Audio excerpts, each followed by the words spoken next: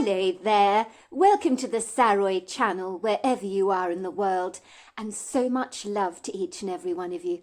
I do hope you're doing marvellously well and that life is treating you kindly, and I hope things are really good where you are, including the weather. And before we get started with tonight's story, don't forget to subscribe to the channel, click the notification bell and the thumbs up, and boy have I got an exciting story for you tonight. So let's get started, shall we?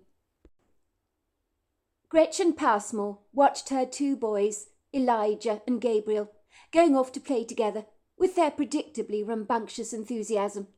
She stood behind the kitchen sink, washing the breakfast dishes somewhat absent-mindedly, while staring out of the window, enjoying the views that overlooked the backyard of their property.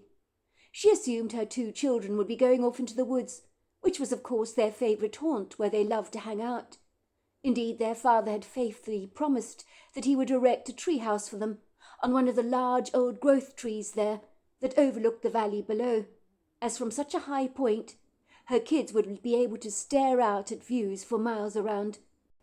Gretchen clandestinely suspected that the tree house would be a long time in coming, rather like a pipe dream that is never realised, as her well-meaning husband wasn't exactly gifted with his hands in that regard, for she had observed some of his clumsy, rough-and-ready DIY attempts around the house that had already gone badly awry. One drawer, for example, that he'd fixed in the kitchen, kept coming apart, and if he couldn't fix something like that, how could he ever get around to building her kids a treehouse? The only way that treehouse would ever get erected was if her brother Archie undertook the project himself. Otherwise, the kids could continue dreaming about this treehouse for a very long time. "I'll beat you to the magnolia tree over there," she could hear her older son Gabriel calling out to Elijah. "And if I get there first, you have to give me a scoop of your ice cream at lunchtime. Is that a deal?" "Deal," came Elijah's eager voice.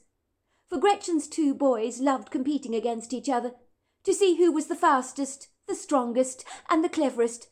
"I bet I can beat you," Elijah shouted out confidently. "I'm much faster than you are, Gabes." "No, you're not," said Gabriel. "I'm faster than you.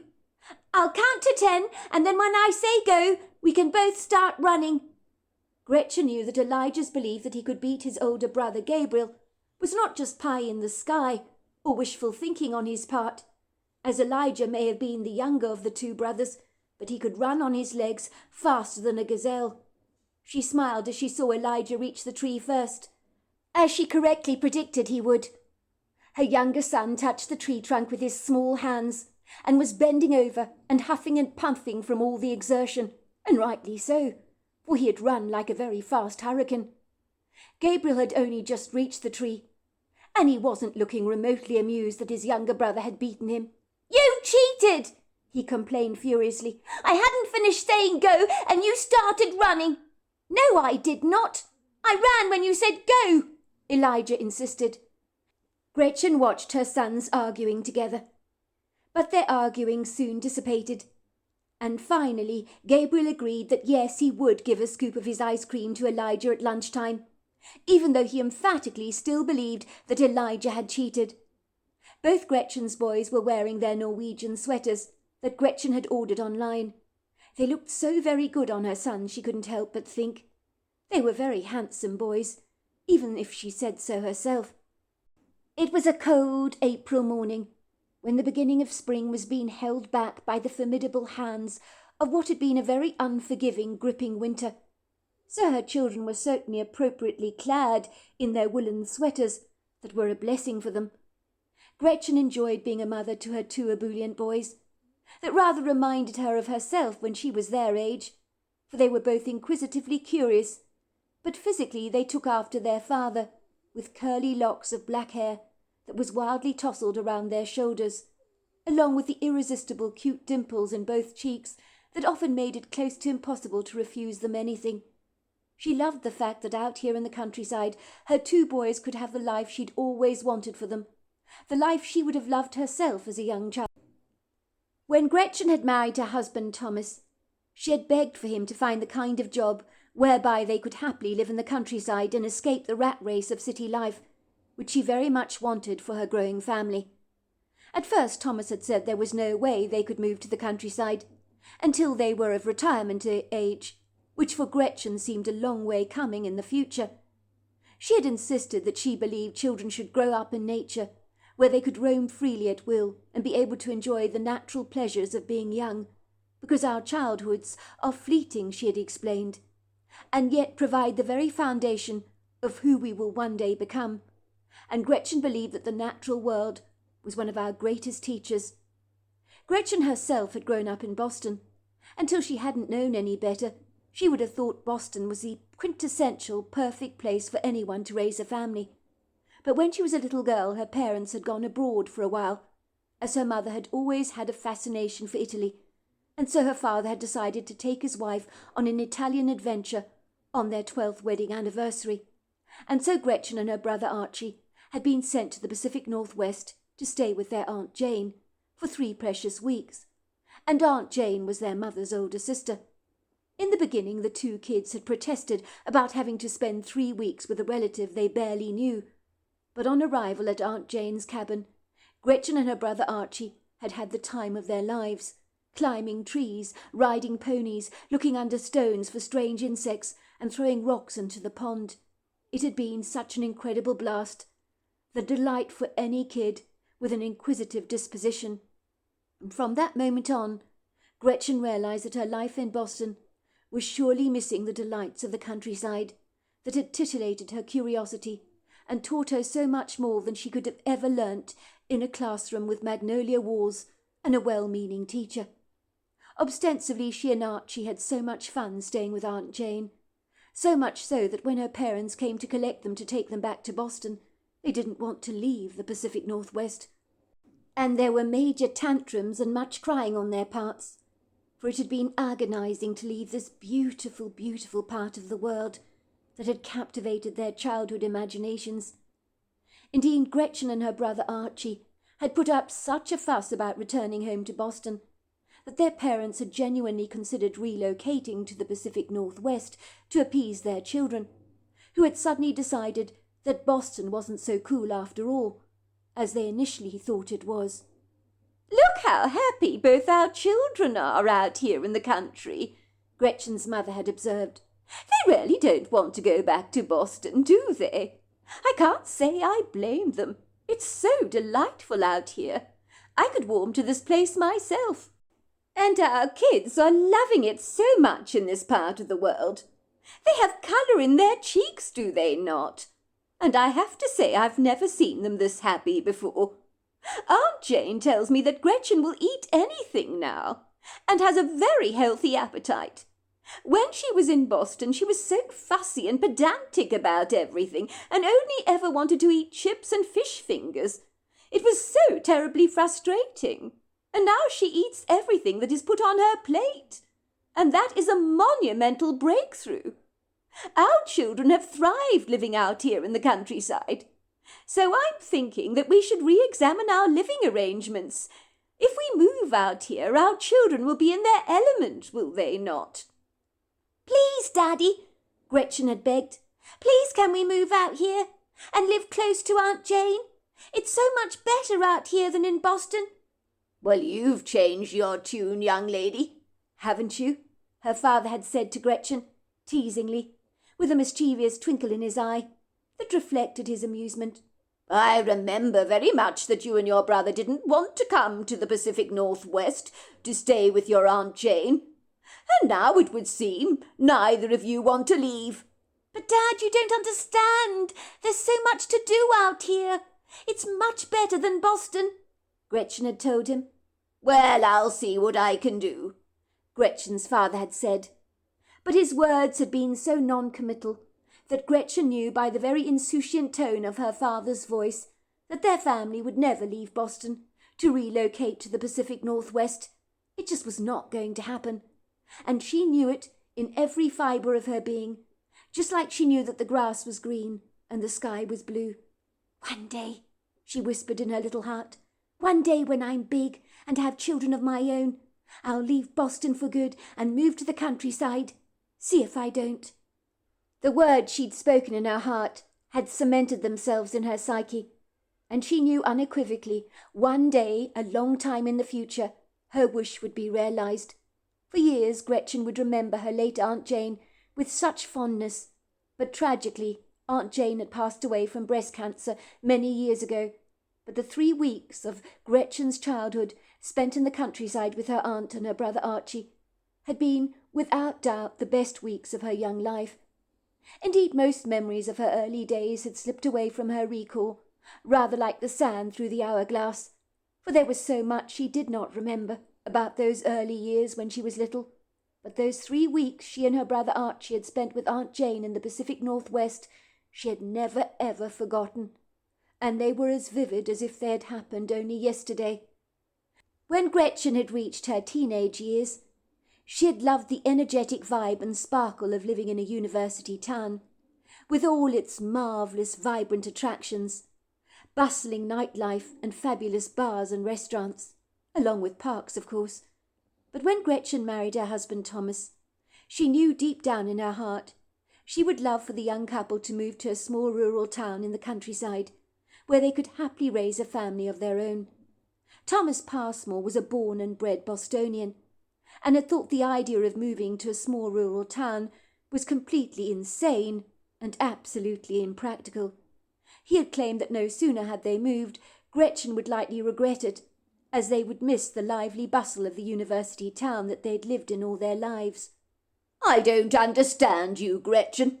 What have you got against Boston?" he would complain. "Do you know how incredibly lucky we are to live in such an enviable part of the world, with an incredible history, marvellous architecture, a young vibe? Boston is a great place to raise children, and when they're teenagers they'll have the time of their lives here, just like we did at their age." "I know all that already," Gretchen had sighed. "Don't get me wrong, Thomas. I love Boston very much, and I certainly appreciate how much I enjoyed growing up here, especially when I became a teenager. But when I was a little girl and I spent those precious 3 weeks with Aunt Jane in the Pacific Northwest, me and my brother Archie were in heaven. I have to say, when our parents came to pick us up from Aunt Jane's after their trip abroad, neither of us wanted to leave her and her gorgeous cabin in the countryside. When my mother saw us for the first time after 3 weeks, she barely recognised us at all, for not only had we grown up significantly, but we were both glowing, and she'd never in her life seen us look this content. She realised that living in the countryside had done us the world of good. My mother begged our father to let us relocate and all move to the Pacific Northwest so we could live in the countryside close to Aunt Jane. But my father would always say, 'I'll see what I can do.' And when he spoke like that, we could always read between the lines of what he was really saying. We knew he meant it was never ever going to happen. Because like you, Thomas, I'm afraid to say my father was a Bostonian, with roots that run very deep, like one of those old-growth trees that are anchored so firmly into the ground it's almost impossible to shift them. Let's just say my father didn't want to move away from what he'd always known and loved. So I knew instinctively we would never ever get to leave Boston. But I told myself that one day when I was older and I'd met the man of my dreams that I would one day marry, which is you, Thomas, of course, that I would leave this place for good and raise our children in a very wholesome environment where they would naturally thrive. And I'm sorry to say, Thomas, but it's not here in Boston. It's out there in the countryside." "What are you saying, love?" asked Thomas, raising one of his dark, bushy eyebrows. "Are you implying that I'm too set in my ways to ever leave Boston?" "Well, yes, I think you are," Gretchen had said. "Boston has always been your home, Thomas, has it not? And you're exactly like my father in that regard, stubbornly resistant to change, which is an awful pity if you ask me." "Maybe so, but I'm not so set in my ways that I couldn't live anywhere else." "But I think you are very set in your ways, Thomas. You're exactly like my father. Even my mother says you're both like 2 peas in a pod. So if my mother could not persuade my father to relocate from Boston, how am I ever going to manage to persuade you to leave Boston? I don't think it's going to happen, unless we're hit by a miracle of sorts. Look, love, my work is here in Boston, and yes, we've established a very good life for ourselves here. It's going to be difficult to uproot from our current lives and relocate to a place where we don't know a solitary soul. All our friends and family, I may remind you, live in Boston. What on earth would I do living in a small, poky rural town where everybody knows your business?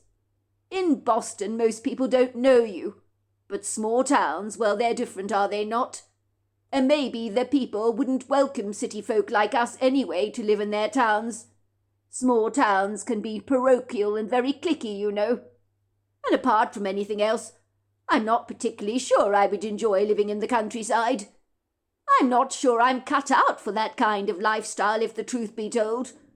I've always thoroughly enjoyed the vibrancy of city life, and I think being away from Boston, well, I'd really miss it.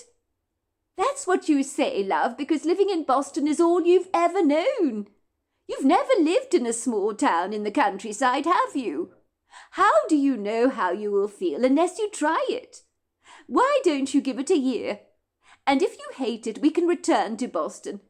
But I would really like our children to experience country life, like I did when me and my brother Archie stayed with Aunt Jane all those years ago.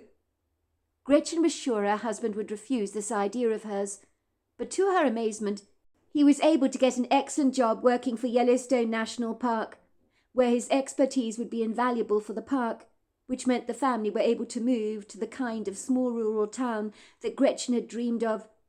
Gretchen's husband Thomas was quick to remind his wife that their move to the countryside was on a trial basis only, and if he was unhappy living there, then they would return to Boston forthwith, and Gretchen could not argue with that. Gretchen was exceedingly grateful that her husband Thomas was giving her family the quintessential opportunity to broaden their wings and fly, so to speak. They had purchased a property on a sizable piece of steep mountainous land that overlooked a magnificent valley. The property boasted wood groves of old-growth trees that would certainly be a delight for any child to explore, let alone climb. It was normal on the property to have indigenous wildlife roaming freely on your front yard, and Gretchen liked that very much. The property they had purchased was a house that had been designed by the previous owner, who had abandoned life in a city and moved to the countryside. They had built for themselves a dream home, but after living in the countryside for a mere 6 months, they appeared to hate it so much, and had moved straight back to the city from whence they had come, swearing that country life was definitely not for them, and claiming they felt isolated and cut off from the excitement of a big, thriving metropolis. Well, that was according to the estate agent. Indeed, the estate agent had said very matter-of-factly that living out here was not for everyone, and the tone of her voice and the scathing look she had cast Gretchen was almost challenging, as if she was clandestinely saying, "I very much doubt you will last long here either. You city folk are so predictable. I'll give you 6 months, and then you will likely be selling this house from beneath your feet, just like the previous owners did." Gretchen felt a tad annoyed that the estate agent had so little faith in her family's ability to adapt to a completely new way of life, so she had rather defensively said in a jovial manner, "Well, in our case, me and my family will be very happy here. We don't intend to move away for a long time. This piece of countryside is exactly what we're looking for. Oh, I'm sure you'll enjoy living here," the estate agent had said, but the doubt in her voice had been discernible, along with the half-hearted smile she had cast the couple, as if she was only humouring them. Gretchen had felt somewhat frustrated that all city folk appeared to be labelled in the same way, but she'd show this presumptuous estate agent that she had got the Passmore family terribly wrong. But she could see that Thomas looked a little worried, especially when he said to the estate agent, "So why exactly did you say the last couple left? Where were they from?" "They were from Atlanta, I believe," the estate agent said. "But as I said, they were only here for 6 months, and then they were gone, just like that, as if they couldn't get away from the place fast enough. I understand the lady of the house was utterly miserable, from what I believe, although why that was the case I'm not entirely sure. They weren't exactly forthcoming about why they were leaving, but most folk around here could read through the lines, as country life is not for everyone, she said once again, her gaze lingering over Gretchen, a little too long. She shrugged her shoulders nonchalantly and continued, I mean, the man of the house went to so much effort and expense to build this glass and steel house for the woman he loved. I do know they both appreciated the views over the valley. It took him over a year to get the house exactly as he wanted, as he worked with a prestigious architect to get every detail perfected, you could say. But after such an investment, to sell it up so quickly, well, it was rather sad, don't you think? No one around here has a house like this. It's not for everyone, I'm afraid. And many people around here would probably find this house, well, not very easy on the eyes, because it does stick out like a sore thumb. It's very modern. Many folk around here are traditional, you see, if you know what I mean. This is the kind of avant-garde house you might expect to find in a city, and it would probably be in high demand in such a place. But out here we tend to like properties built from more natural materials like stone and wood that complement the countryside, rather than conflict with it. Gretchen had not liked the house when she'd first laid eyes on it, that was for sure. Indeed, for a long time she had stared at it, with her mouth hanging wide open, thinking to herself, but I can't possibly live here. The house looks so out of place in the countryside, almost as if it doesn't belong.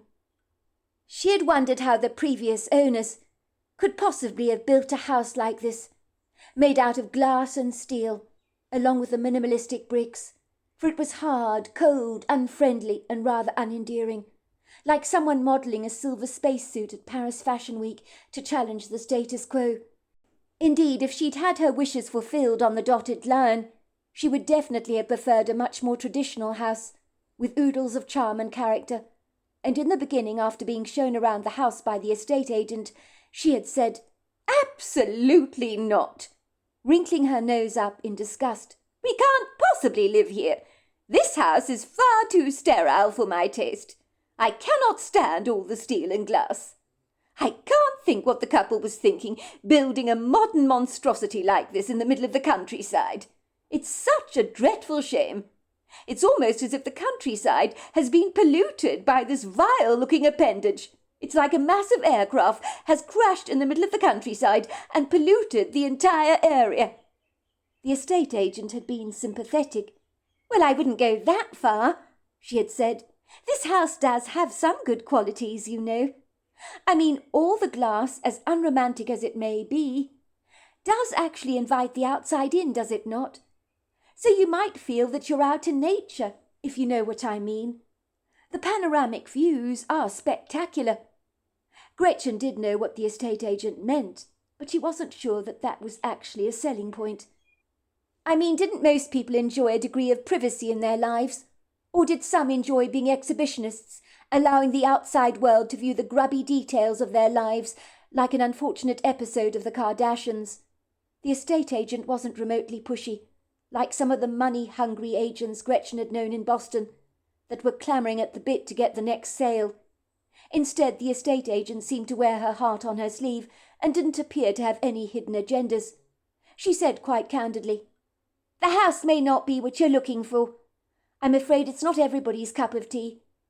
But I know the property is built on a substantial amount of very desirable land, and that is something you should never overlook, because these views are sensational.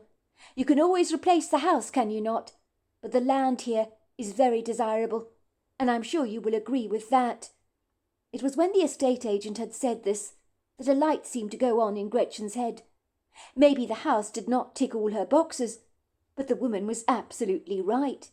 It really wasn't the house that was important at the end of the day. It was the country views that surrounded them, and that was what really mattered.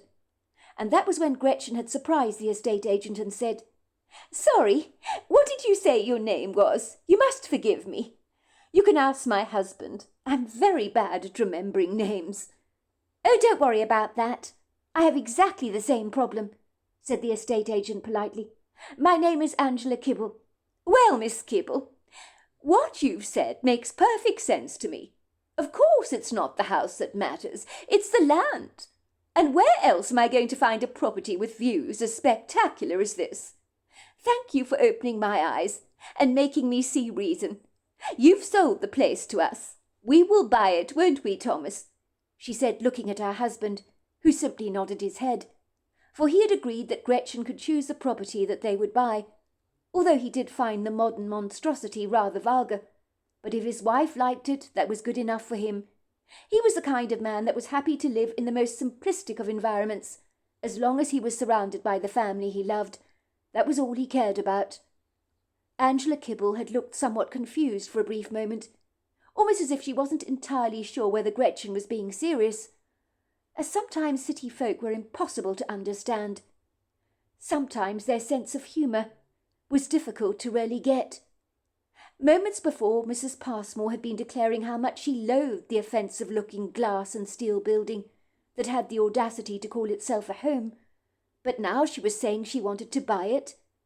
"Sorry, Mrs. Passmore, are you saying you want to buy this house?"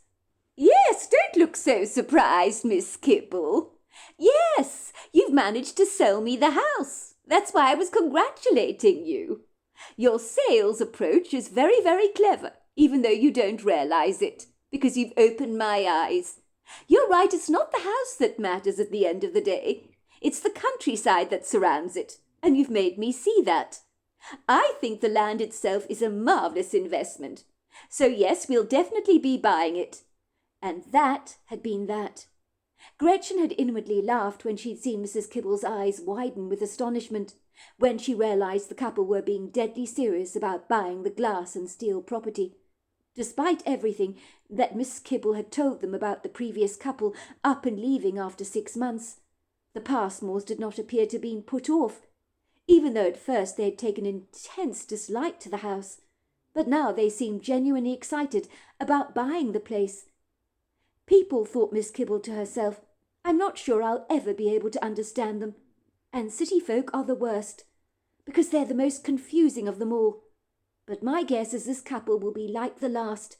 I'll give them 6 months and they'll be running back to the city for cover.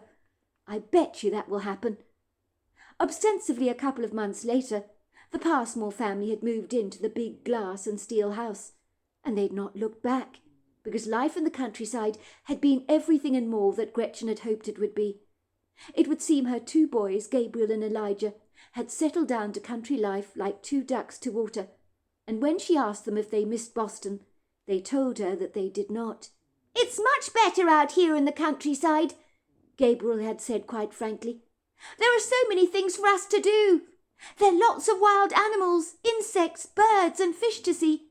And best of all, the trees in the wood grove, they're amazing. Some of them are made for climbing. And back in Boston, we didn't have all this space around us." Gretchen had noticed her children had become healthier. Their skins glowed. Their sleep was better. They had hearty and healthy appetites. And they were always laughing and smiling. It would seem even Gretchen's own husband Thomas had changed significantly. When the family had been living in Boston, he'd always been rather tense, and was always in a rush to leave the house to get to work on time. But out here, with the slower, more easygoing pace of life, he was so much more relaxed and chilled. For the first time in a long time, Gretchen noticed her husband, like her sons, appeared to be smiling a lot these days, and that made her extremely happy. The Passmore family had met many of the locals in the area, who had welcomed them warmly, and Gretchen was beginning to realise that moving out here was the best thing that the family had done, although she figured it would be a long while before Thomas would actually admit it. Gretchen's brother Archie had phoned her to congratulate her after the move. "I knew you would do it, sis. You're always the type that takes the bull by the horns, and then you do what you intend to do. When we stayed in the countryside all those years ago with Aunt Jane, we didn't want to leave, if you remember. We both soon realised that our father would never agree to move us to the countryside. And you told me, sis, back in those good old days, that when you were older and you had children of your own, you'd live in the countryside. And you've gone and done it, sis. I'm very proud of you. How you got that stubborn husband of yours to agree to this move, I do not know. But good on you, girl. You did it." "Thank you, Archie. It's kind of you to say," she had said. "I just can't wait for you to come and stay with us. The children will be over the moon if you did." They do miss you an awful lot, you know. Well, I'll take you up on your offer soon enough, Archie had assured her. I'm very dying to see this vulgar monstrosity that you call your home. As Gretchen stared at the expansive glass windows that overlooked the hilly landscape and the labyrinth of trees that rose and fell over the deep valley, she realised they were very lucky to have moved here, and the last time when she'd felt this blissfully content was when she'd been staying with Aunt Jane in her whimsical country cabin all those years ago. So she knew in her heart that her family was here for the long haul, and the estate agent, Miss Kibble, would soon realise that she'd got the Passmores horribly wrong, as not all city folk were wired the same way. Gretchen rather reflectively, with a lackadaisical approach, placed some dirty dishes from breakfast into the warm, foamy suds of water, and she began to gingerly wash them in the sink, smiling contentedly to herself as she observed her 2 children rushing around the backyard, with eager smiles on their faces. They had never looked this animated in Boston, she thought. It was such a mesmerisingly beautiful day, even though it was still a little cold, but spring was hiding behind the curtain, rather like an actress in waiting for her moment to come onto the stage and steal the show, so that the audience would gasp at her outstanding performance. It was clear the stronghold of winter was doggedly trying to hold on for dear life, rather like an executive director of a company that has been fired but is refusing to leave, until finally he's pushed out of the door, kicking and screaming. Yet despite this, the gentle whispers of spring were slowly beginning to break through the barrenness of winter, and it was like a magical little light was breaking through those cold days, thawing them out, so the weather of late was increasingly getting more warm. Gretchen decided that her children were absolutely right, because being out of doors was the right thing to do on this beautiful, beautiful morning such as this. Once she'd finished doing her cleaning chores around the house and baked some bread, she'd feed the chickens and then go for a brisk, energetic walk up the steep mountainous incline that overlooked the valley below, where her children were probably now hanging out, if she was guessing right.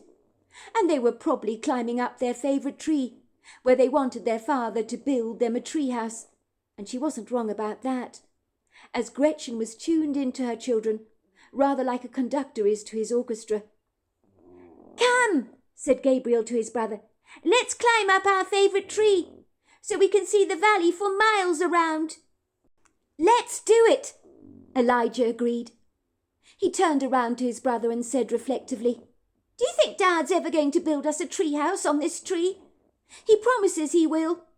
But as Elijah said this, Gabriel could hear the doubt in his words. They both knew only too well their father was never going to build them a tree house. They weren't naive or foolish enough to believe that. With the best will in the world, if their father couldn't fix a drawer properly in their kitchen, how the hell would he be able to master something like building a tree house in a gargantuan-sized tree like this?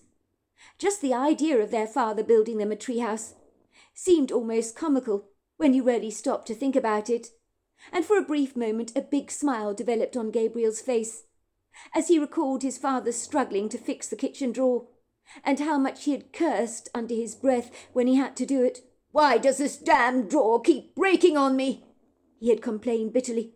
"Every time I turn around to fix it, it breaks again. Everything that was fitted in this kitchen was supposed to be brand new, and now it's all falling apart. Why the hell does the drawer keep breaking like this? I can't understand what's going wrong with it." "I don't think Dad's going to build us a tree house," Gabriel admitted. "But Mum says she'll ask Uncle Archie to build us one when he comes to stay with us. Mum said she's already asked him, and he said he'd love to build us one. He's already looking for designs. Mum said Uncle Archie has always been really good with his hands. When he was young, he was always fixing things around their house, and he's much better at fixing things up than Dad is." "Well, that wouldn't exactly be hard," said Elijah. "You have to admit Dad's pretty useless in that department. Why didn't you tell me about Uncle Archie, about him going to build us a tree house?" he said, looking delighted. "Well, I guess I forgot," Gabriel admitted. "Also, I didn't want to be too optimistic about it, did I, in case it doesn't happen. But Mum says when Uncle Archie says he'll do something, he genuinely does it. We must get him to build the tree house on this tree," said Elijah. "This tree is made for a tree house, don't you think? We can make it really cosy up there. We can put cushions on the floor, and maybe we can even sleep in the tree house one night, if Mum lets us. But I won't hold my breath on that one. Mum can be a wee bit overprotective at the best of times, when we're perfectly capable of taking good care of ourselves. But sometimes adults can be so overly cautious, as they don't completely trust us, do they?" "I know what you mean," said Gabriel. "It would be cool to sleep in a tree house one night, though. But let's not get ahead of ourselves yet. Uncle Archie still has to build the thing for us in the first place. And I don't want to hold my breath on that one either, because I don't know whether it's all just pie in the sky." So there we are. That is the end of part 1 of our story. Part 2 is tomorrow night, and I look forward to you joining us then. Until next time, goodbye and good night.